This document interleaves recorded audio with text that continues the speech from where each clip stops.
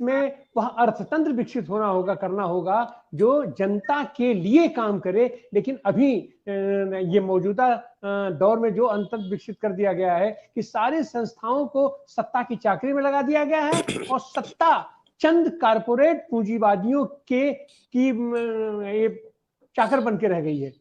विश्वास उटगी जी।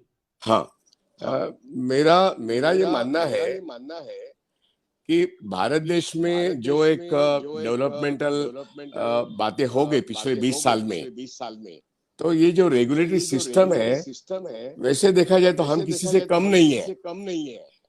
लेकिन 2014 के बाद इन रेगुलेटरी सिस्टम पर, चाहे वो आरबीआई हो, मतलब बैंकिंग रेगुलेटरी हो, इंश्योरेंस रेगुलेटरी आईआरडीए हो, या मार्केट जो कैपिटल मार्केट का सेबी हो, ऐसे 11 रेगुलेटर्स हैं। तो इसके ऊपर पूरी तरह से कंट्रोल पीएमओ ऑफिस ने कर रखा है और वही वो मोदी इकोनॉमिक्स चल रहा है आजकल।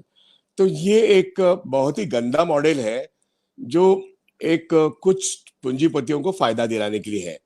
मैं कहता हूं कुछ भी नहीं, एक अकेला अदानी और मोदी, ये दो जो है, आप एक को छिपाओ और दूसरे को बाहर निकालो, या दूसरे शब्दों में it is a two sides of the one coin. ऐसी दशा में आज की इकोनॉमी चल रही है। तो जितना भी पब्लिक सेक्टर है which represents a state, and the state is controlled by prime minister and the system, तो वो हैंडओवर करने की बात बहुत ही, जो अभी एक शब्द प्रयोग हमारे जेडीयू के नेताजी ने किया, मैं बहुत बार कह चुका हूं, यस, हम जब दोनों हाथ मिलाते हैं तो उसको नेक्सस कहते हैं, मिलीभगत कहते हैं। अंग्रेजी में बहुत सारे लोग क्रोनी कहते थे, मैंने शब्द प्रयोग 2019 से कहा नहीं, ये क्रिमिनल है, क्योंकि अंडर इंडियन पिनल कोड जब एक बोरोर, एक कारपोरेट, एक पॉलिटिशियन, एक ब्यूरोक्रेट जब हाथ मिलाते हैं सिस्टम में, तो वो सिस्टम को तोड़ मरोड़ करते हैं। That is the criminal capitalism, it is not just crony. Crony तो दुनिया भर में कैपिटलिज्म में होता ही होता है। अब सवाल ये है कि सिस्टम को तोड़ मरोड़ देना, जो सिस्टम इन एग्जिस्टेंस है, तो ये मॉडल अगर मोदी कंटिन्यू रहता है तो फिर से ये डेमोक्रेसी नहीं आएगी। इसलिए मोदी को खत्म करना ये बहुत जरूरी बात होती है, क्योंकि वो संविधान और डेमोक्रेटिक मॉडल को तोड़ रहा है और उसके साथ साथ एक क्रिमिनल कैपिटलिज्म कायम कर रहा है। अब ये क्रिमिनल कैपिटलिज्म संविधान के खिलाफ ही काम कर रहा है। ये एक फैसिज्म का नया रूप है।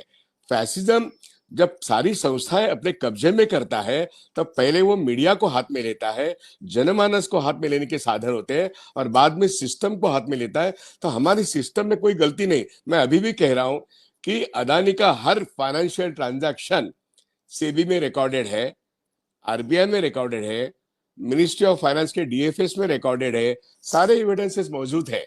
मैं तो 2019 कह रहा हूं कि कितने बैंक लोन्स अदानी को दिए गए हैं, मार्केट से कितना पैसा उठाया गया है, उनके हर शेयर की प्राइस वो 85% कैसे इन्फ्लेटेड है। और अभी पावर की बात जब चल रही थी, तो अदानी का कोल वो इंडोनेशिया से आता है, सारा कुछ अदानी का है, कहीं भी वो इंपोर्टेड माल दूसरे किसी का नहीं है। वहां पर भी अदानी है, वहां पे ओवर सिंह वही करता है, मिडलमैन वही है, वहां पे ट्रेडर भी वही है, और उसका यहाँ पे आने के बाद पावर भी उसी के हाथ में है, स्टेट कंट्रोल भी वही है। तो ये जो नेक्सस है, इस नेक्सस के कारण भारत देश के आम आदमी के पावर सेक्टर में वो लोगों के बिजली के लिए बिल बढ़ाता है, हर जो उसको कहते हैं हर यूनिट के बारे में, तो वो दुगुना नहीं तिगुना है। और इसलिए वो जो रेवेन्यू आता है, वो रेवेन्यू 3 टाइम्स मोर वो सरकार के खजीने को लूट कर मोदी के खजीने में आता है। इसमें सवाल यह है, राहुल गांधी कह रहे थे कि 20,000 करोड़ की बात नहीं भाई, 32,000 करोड़ की बात है।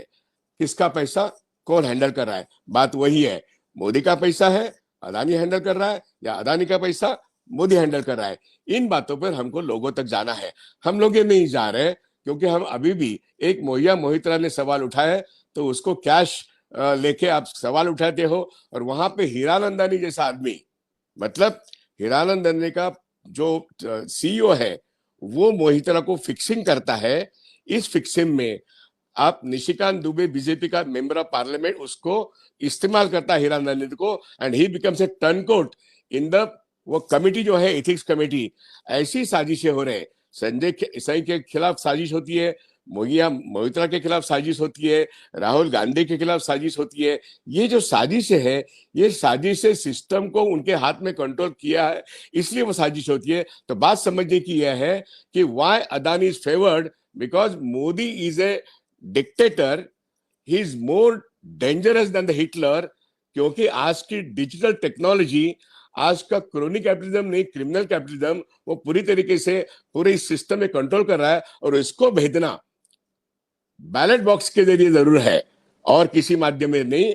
इसलिए इंडिया फॉर्मेशन बहुत महत्वपूर्ण रोल कर सकता है, क्योंकि संसदीय लोकशाही नहीं बचाओगे तो कैपिटलिज्म नहीं बचाएंगे। और इसलिए मैं ये कह रहा हूं कि क्रिमिनल कैपिटलिज्म को डिफीट करने के लिए हमको मोदी अदानी का नेक्सस ब्रेक करना, ये बात हमको करना है। मैं यहीं पे रखता हूं।